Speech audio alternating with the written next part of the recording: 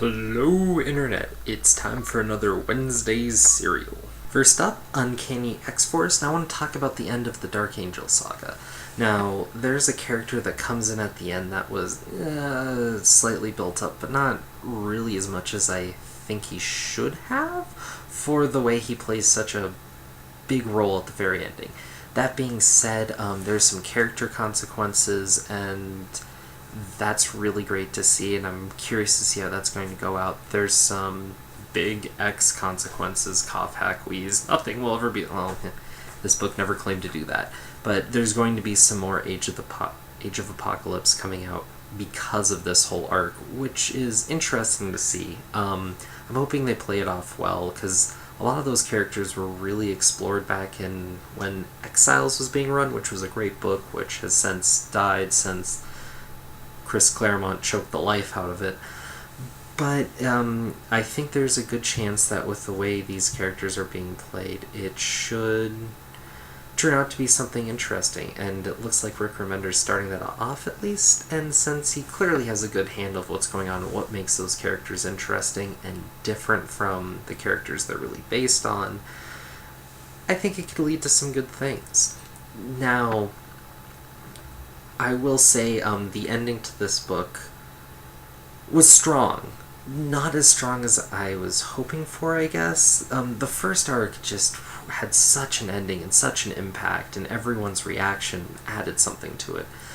This arc, it feels like there's no real reason for Deadpool to be on the team as long as Phantom X is there, because that's where a lot of focus is. And then this was clearly between Betsy and Archangel or Warren or whatever you want to call him.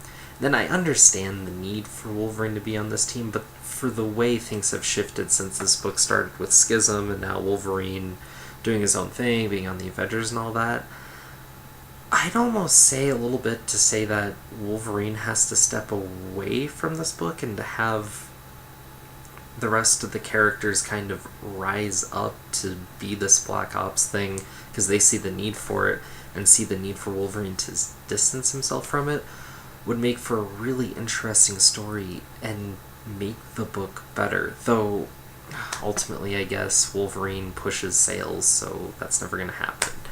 But, great book, good ending, and I'm really interested to see where things are going next. The other book I wanted to talk about was Journey into Mystery, which is a book I just caught up with. Gillian had started a rerun in the midst of Fear itself, so I completely ignored it. And I heard things here and there, most notably from Ghost Critic, and it's a really great book. I just signed up for it today.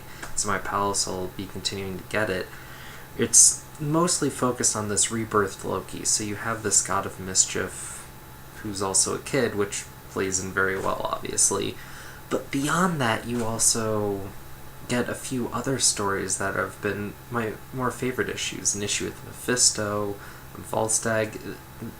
These are great issues that wouldn't exist otherwise. And it's nice to see that. It's also nice to see them building of this new Loki, a character who's really wrought in deception and playing people against each other, whereas he himself isn't so action-oriented, which is nice to see, and it makes for a better comic, frankly. I've never understood all the appeal of Thor. It seems really boring. I mean, he's so clearly good, he'll never do anything wrong, and then he goes and hits things with his hammer to set things right. He's an interesting side character for some things that go on, but really making Loki the focus is interesting, because while I'm reading this character, I see where the story's going, but I don't know quite where Loki's going to twist at the end.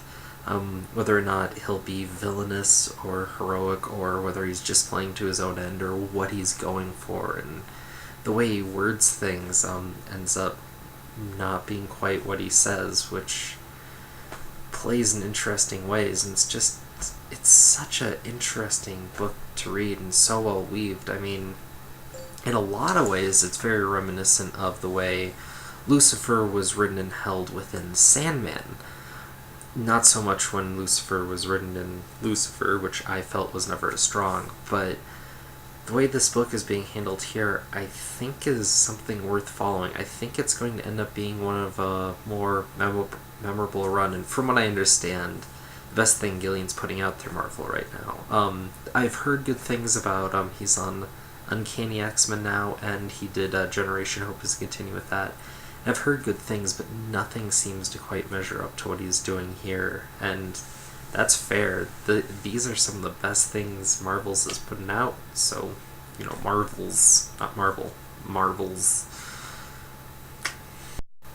So yeah, that's it for this week. Comments, questions, death threats below, and I'll hit you soon with another comic review.